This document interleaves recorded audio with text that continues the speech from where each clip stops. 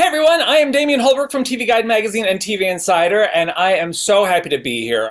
Now, without further ado, it is my absolute pleasure to introduce Josh Brolin from Prime Video's Outer Range. Josh, I have been dying to talk to you about this show since I first binged all of the episodes. This show blew me away.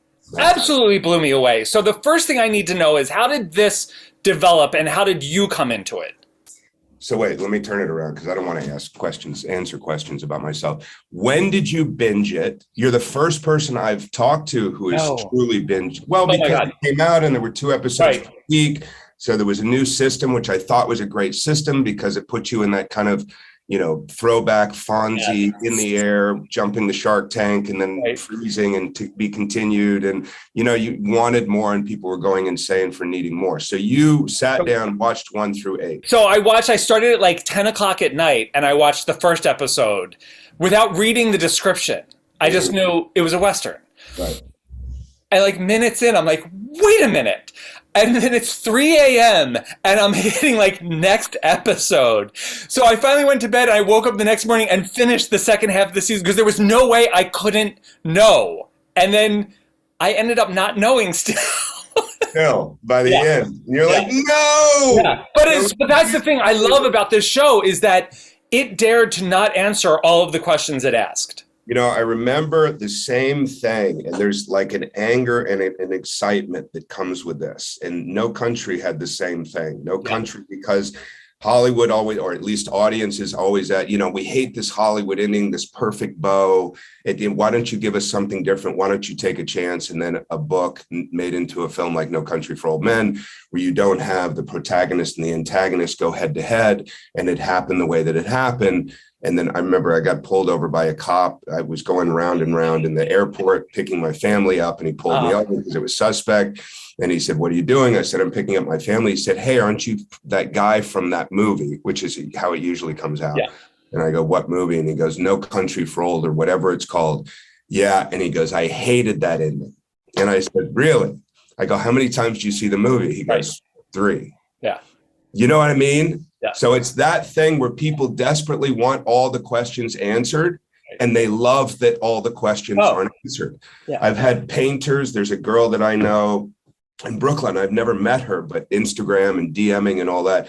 And she's gone into this, like, it's high school science, atoms, what happens when you're to your body when you time travel, and part of you is left there, and that's why the memories are manifest in the way that they manifest.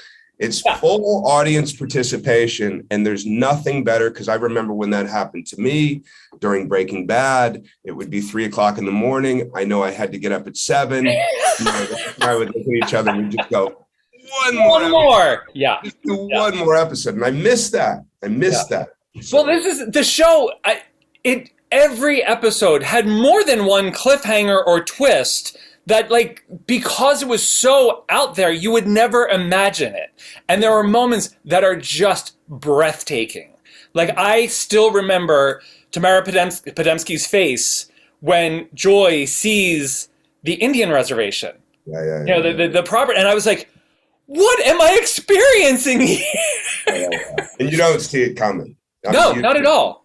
So how much did you know? Like, well, you're an executive producer, so when you started working with Brian, did he give you the whole story? I don't know if Brian knew the whole story. I think Brian had great ideas. I think when he wrote the script, it was almost a hybrid of 2 plays he had done, with some stuff. He peppered in some other ideas. But I think it was, which I understand, writing a lot, having written a lot, you have this great idea and you go, like, I have a lot of great beginnings that I've come up with, and you go, how is it going to end? You're like, I don't know. And that's the hard part, like so I think once he got together with other writers, once he got together with Zev Boro, once he got together with, and then you start to kind of piece together a kind of blueprint, the possibilities of what could be. And I think why a lot of the allowance of the randomness of what was put in was allowed because of this kind of bizarre off-camber tone that was created. And that could have easily not worked. Right. as it worked. You know, I think there's some allowance with this show because there's a Twilight Zone aspect to it. Yeah. And they go, we just like that it's weird, or we just like that we got sucker punched and we don't know what's happening and we feel off center. And now we're trying to find our center again as an audience. What's happening to this person? What's happening to this person? But the other thing I was going to say is I think the show, because it was a very difficult show to do. We were out in the middle of nowhere. We were on a 100,000 acre ranch. The weather was all over the place. It was, you know, as cold as 8 degrees and shooting nights, and it was hot as 104 degrees during the day. And not every day, but it was all over the place. And the show starts to dictate what it wants to be also, because we're in uncharted territory. You know, we're doing something that we can't rely on. Like, oh, let's go. Is it like Twin Peaks? Is it like, right? Is it, we don't know. All that comes from the press and reaction afterwards. That's none of the stuff that we're talking about. We're just saying, does this make sense? Is there cohesive fabric in the storytelling here?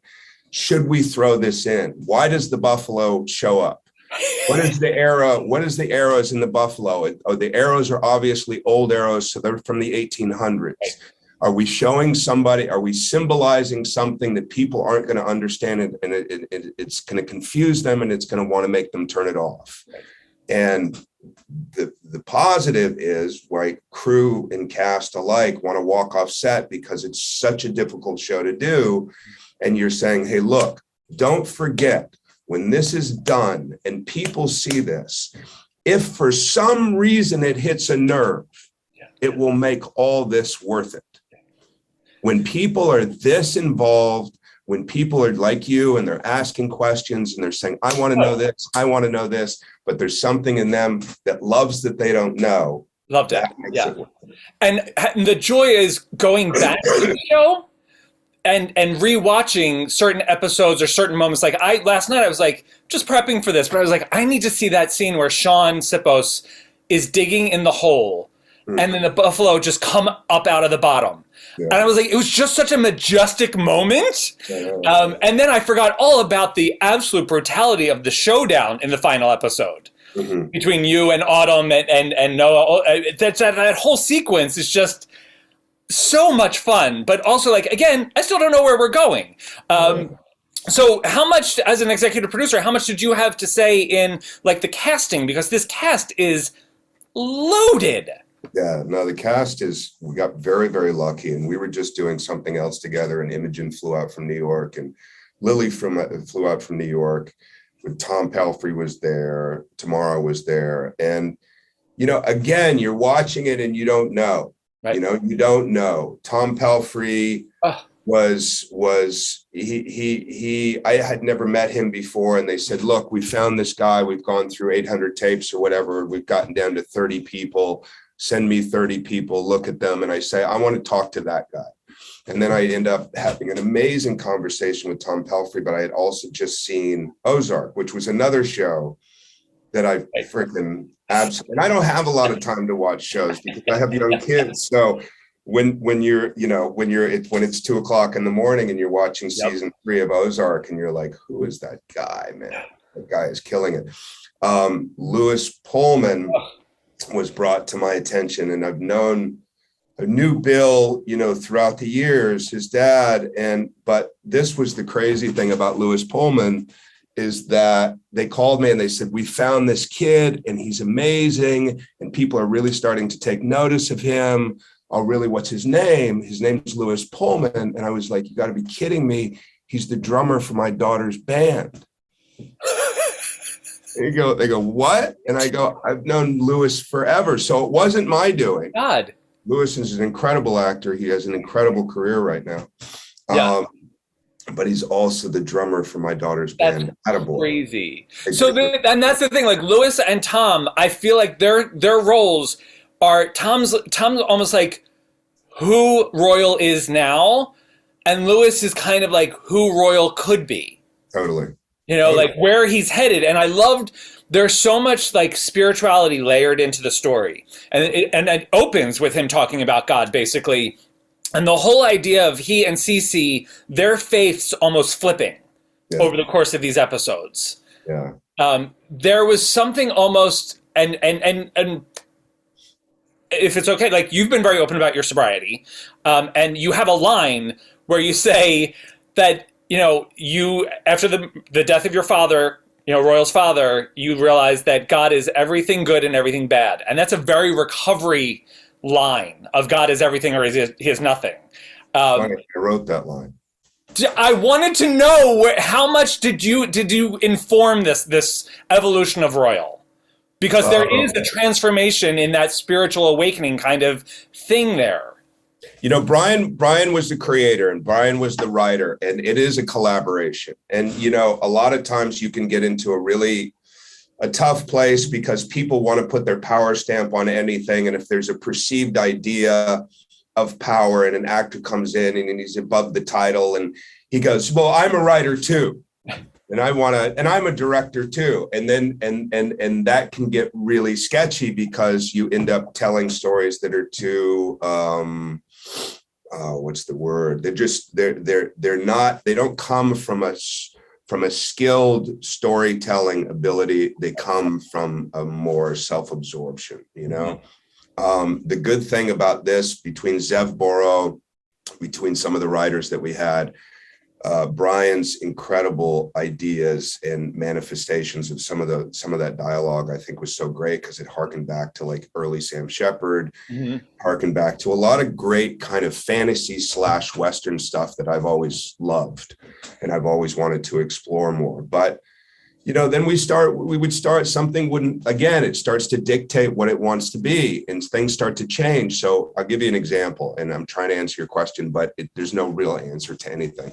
Is that episode 7, I think, I come to confront Rhett, so Lewis, and it was a written scene. It was a very specifically written scene, and I had learned it and this, but something it just never sat right. And Larry picked up on it also, who was the director.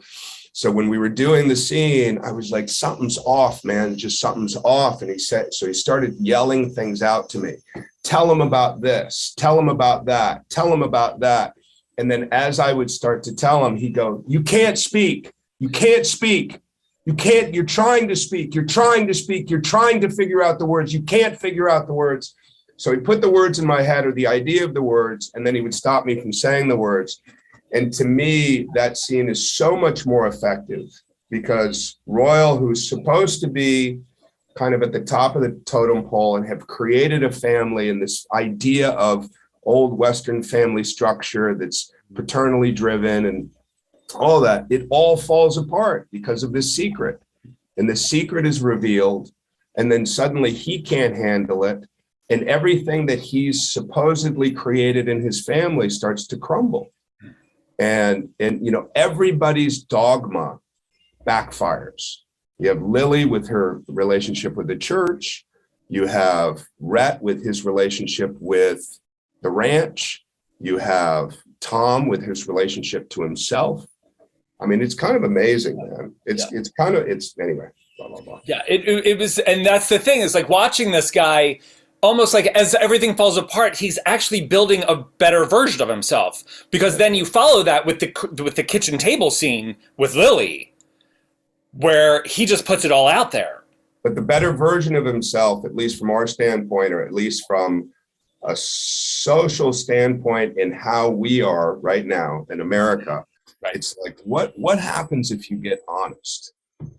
What happens is if everything is stripped away and you just give it up. Yeah. If you give up the facade, if you give up the idea of something, if you give up the concept of something, if you give up the blind pride, and you just start from scratch. Yeah.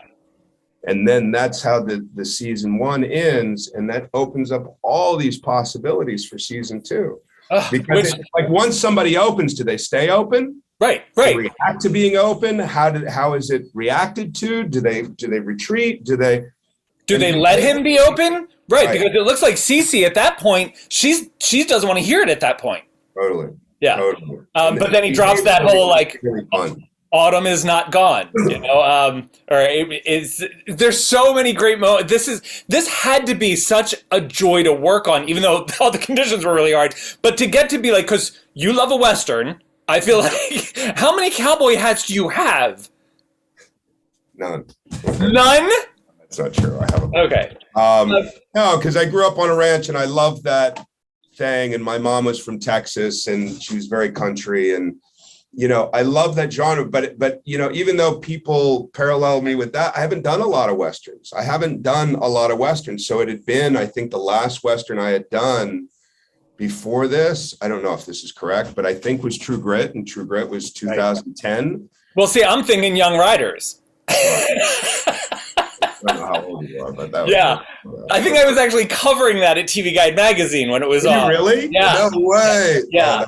I've been at this a while. Anthony Zerbe, who played Teaspoon on Young Riders, is still my best friend. Oh my God. Yeah. That was like, but so you get to do all the fun, horse ride, horseback and all that stuff and being out on the range and everything. But then you get these great, crazy creative moments, like the poker scene.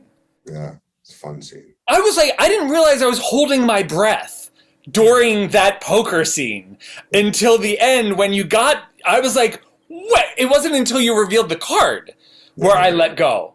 Yeah, but that's a fun scene too, just in the whole trajectory. It's a fun scene because, look, man, I mean, not to give everything away, but the scene, you have a buffalo, you get this, and then you have you know what I mean? So there's this surrealist aspect to it. There's this absurdist aspect to it. But the fact that that's where Royal changes, and that's really fun. You get this taciturn guy who's trying to hold it together, and he's really, he doesn't talk a lot in this. And then there's something that happens in his eyes where he says, okay, I'm being, sorry for the language, but I'm being fucked with. And I can't let that happen. So he resorts to an earlier self that you see was probably immovable and probably, just a warrior and a badass. And you see that happen. Yeah. And then you see it really manifest in, 7 and 8. But oh my God. Yeah.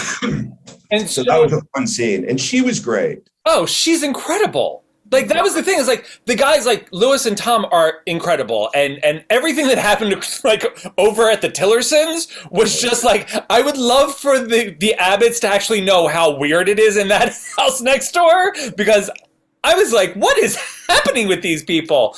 But the women in this show are, I mean, because you are a presence on screen and a very intimidating role. This Royal Abbott is just a force.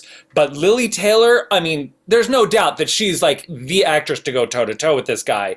But Imogen was just a revelation, because the way she's introduced, you think she's going to be this flaky, like you even say, like the hippie girl that's staying at the motel. She was terrifying by the end of the season.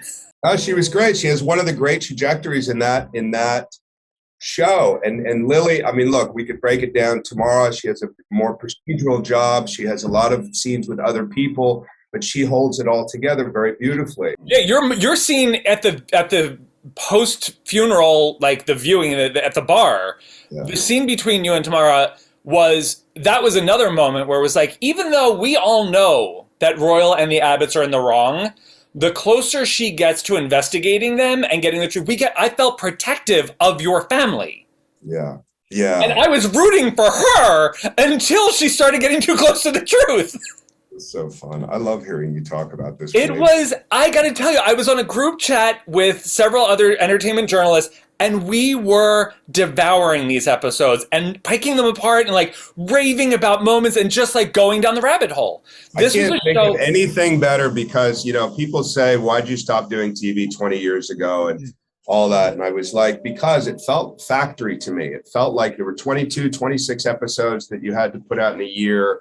And there was so much energy put out. You couldn't finish a scene, so you'd finish that scene the next day, even though you had 5 more, 10 more scenes that you had to do that day. And it was just, you couldn't really land in anything. Right. It just felt like you were constantly moving. And I said, it just hit me that from being a young kid, I remember going into a movie theater and the lights going down and being able to completely open up and just be like a bag of raw nerves and just be hit by these experiences, you know what I mean? And I said, I want to be part of that.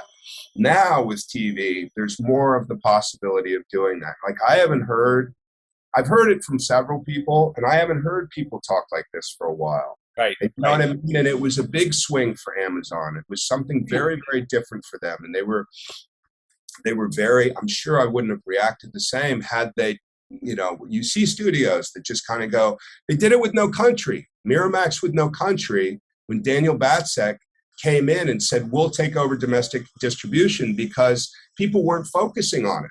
They literally thought it was the one that wasn't going to make it. So right. They were focusing on There Will Be Blood. They were focusing on Sean's movie, Into the Wild. And then somebody came in and said, I think this is the one, this is the sleeper. So without that attention, people wouldn't have been able to see it like they did. They wouldn't have had the access. So it was the same thing with Amazon and this. Everybody's going, oh my God, everybody wants everything to win. Everybody wants to be the best streaming service or whatever it is. But this was very new for them. And once they get behind it like they did, look at they've been great. Yeah, they've been great about this. And that's the thing. Is yesterday I was at the gym and a buddy of mine was like, I need something new to watch. I'm like, Outer Range on Prime Video. You have to watch the show. And he was like, I didn't want to tell him what it's about. Yeah. And I was like, it starts as a Western. Yeah. And you just hold on from there. And coming from like all the work you did with the Avengers stuff, where you were working on green screen and you weren't even on screen, like this must have been very refreshing to actually step into practical sets and real people and elements. No, it was. And after Avengers and after those, I had a lot of movies come out in 1 year, and then I took a long break. I took like a 2.5-year break, and we were having kids and all that stuff. And then I went back and did Dune, which was a very practical set, but you also had these green screen elements to it. So, this wasn't, it's great. I love being out in the middle of nowhere. I love that setting. It's not foreign to me. It feels right. I like the silence. I like the wilderness. I like stuff like that. But also, when you're screaming into a hole in the middle of 100,000 acre ranch, it's not natural, man. There's a part of you that's around 100 crew members that goes, okay, I feel a little bit like an idiot now, and that's okay. But that's the job. And I remember talking to the actors about this. I was like, look, you can feel however you feel about the story or about where we're taking it, because it's very absurdist and we get into these areas that are very unnatural, but you have to have total conviction. And it's the same thing with Avengers. Yeah. You're sitting there and Chris Hemsworth is jumping off apple boxes with a stick that doesn't actually have a hammer on it. I have half of a Thanos face on and I look like an idiot. And I'm saying, you should have gone for the head. You should have gone for the head. And it's all stupid. It's all really super embarrassing. And then you see it. Yeah.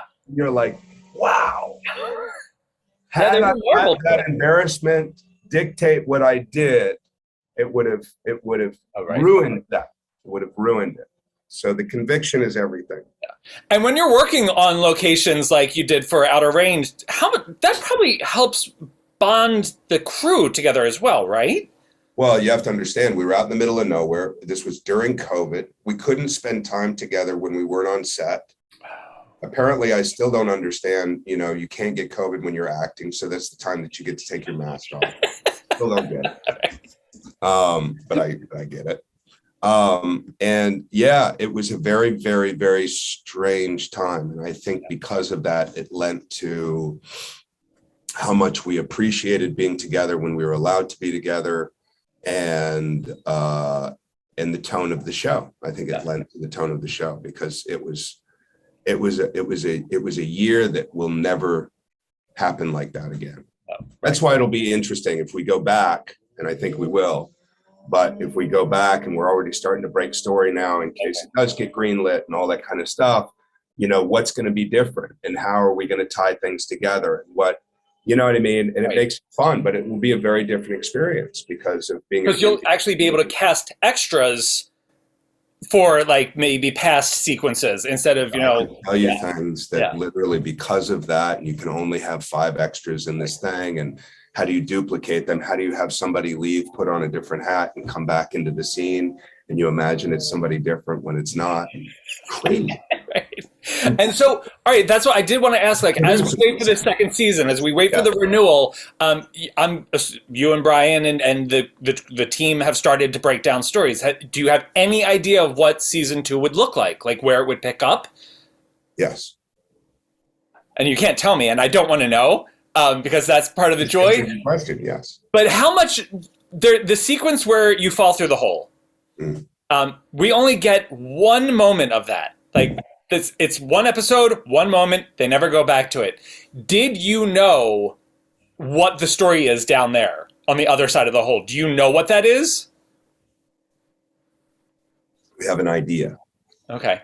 All right. We have an idea of what it is. There's a lot, again, there's a lot of different possibilities, and there's a lot of reaction from the outside, aka you, that have sparked a lot of ideas for us. Do you know what I mean? When people start to break things down scientifically and start talking about atoms and this and a part of yourself being left behind during time travel and all this stuff, you can't not listen to it. Like what? So why did they glom onto that? And why did this person glom onto that? And not to pander and not to write for an audience at all. It's just our own interest in it. You know, I was offered a series.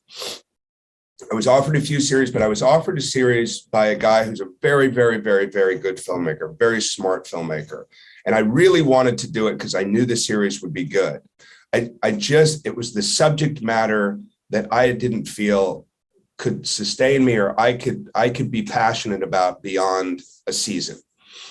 This is different. This I can talk about forever because not only does it have to do with the extremes of behavior, it has to do, I can't even say it is a genre, obviously, but it hybrids two things that I love. Do you know what I mean? And it's not the sci-fi aspect of it. It's not that. It's constant things that are constantly bringing us back to ourselves and what we're made of. Yeah, I love it. That's exactly it. It's like it's a family drama and a Western with this other thing, but the other thing doesn't supersede those. Right. You know, like I want to see where this family winds up after these events. Right. I don't like. I'm definitely fascinated by whatever's going on in that hole. And again, all the questions like when he crawled out of it as a kid, did he ever go back? Has this appeared before? Like because Royal holds that secret, and everyone in the family has a secret of some sort that ends up being almost their undoing. Mm-hmm. And we still there's the entire thing about Rebecca. Yeah. What's happening there? Like it is. I have to say, it is truly one of the most exciting shows of the year because there have not been shows like this for me and I'm not a Western guy. Yeah. Like I'm a Real Housewives person, but this roped me in and you guys took such a journey. And when I talked to Brian, I was like, it was like a fan event where I was like, where'd you come up with this idea? And why did you do this? And so for you to be acting in it and producing it and getting some of the insight, but also do you try to stay away from some of the story so you're surprised? No, because I think that's kind of a young thing or it's a personal thing. You know, to me, it's like, well, if I know that, you're not going to get a real reaction out of it. And it's like, well, then act it. Okay. You know. So you knew the autumn twist. Nobody knew yes, there was an idea. I'll tell you this. I'm going to eat my words here. I'll tell you this. The autumn twist was going to be saved for later. Oh. And then it became very evident that the autumn twist needed to happen now. So yes, I knew about the autumn twist. Yes, we had constructed the autumn twist in several different ways. Wow. And we never knew if the autumn twist would work. Oh, it did. Yeah. and editing has something to do with that too, and looking at the thing and then flashing back and seeing the thing, and sometimes that can be it's too easy to flash back, but it worked. It just worked. And Larry Trilling, you know, and the editors did a really good job with that. But that no, is incredible. For you watching it was what it was for us doing it. Every day was, well, but why? And what happened? And what's the reason for that? And then, okay, I got, now I have to do this scene, but what is the intention of the scene? So does that make sense? And then I would keep saying, I would say it as a joke, and I'd like stop in the middle of a scene and I'd turn around and I'd go, so what is the whole? Nope. Still don't know. No. And I'm not happy with that. Yeah. It's a fun thing to be able to navigate through. Yeah. And it does have its own life, you know, it really has its own life. Your daughter Eden, I actually moderated her first panel when she was doing the show Beyond. And she was terrified. She was like a deer in the headlights. She'd never done one before. We were at Madison Square Garden. Wow. And to see her, like, now she just got married. Yeah. And you posted that beautiful tribute to her. And she's also working on another Western. Did you guys get to trade stories of, you know, working on horseback and all this, you know, the rough life? There was, you know, she's really, first of all, she's truly come into her own. She's not only very talented at what she does, and there hasn't been a lot of talk around that. I mean, she went to New York and she studied and it was great. But when I did, it was funny. I was getting ready for Outer Range. She was already doing Yellowstone, and I started roping again. And I taught her how to rope when she was a kid. And then, so I was roping. I think we were in Atlanta, and I had something outside, and it was just one after the other. And sometimes I'd miss, and sometimes I'd get it. And then I sent it to her like with some pride, and she sent me back an instructional video. Yeah. And it killed me. No. It literally killed me. And not only, and it wasn't meant to be like pretentious or anything. She did it so sweetly. But when she was roping in the video, she was so good. And I remember Taylor Sheridan reached out to me when they had a cowboy camp they always did this kind of pre-week camp before they start Yellowstone. And he said, Eden, he said, not only beat all the girls, she beat all the guys. That's amazing. It was like, yeah, she had a good trainer. There's no rivalry. It's total, absolute, abject, unadulterated pride. That's amazing. I love hearing that. She's awesome. She was just wonderful. I have to wrap you soon, but you mentioned writing. Do you have any interest in directing next season? If that happens? Yeah, you know, we've talked about it. The only thing that I'm reticent about is being able to focus on what we've been focused on. I think being a producer is a massive job, and acting in this thing is a massive thing, and being the kind of bellwether is tough in the show. I would like to direct it. I would. I just want to make sure that I'm not doing it just to do it. Right. You know what I mean? I want to make sure that we create something that's good and that it's appropriate and that we come up with a great show to be able to do that. Yeah. All right. Yeah. Well, listen, on behalf of SAG-AFTRA Foundation, I want to thank you for sharing your experiences, process, and craft with your fellow performers. I want to thank you for this awesome conversation. I want to thank you for the show. The show is so great, and I cannot wait to talk to you about it for season 2. Everyone, Outer Range on Prime Video. You cannot miss this show. Josh Brolin, thank you so much. Thank you for your reaction, brother. You're so great.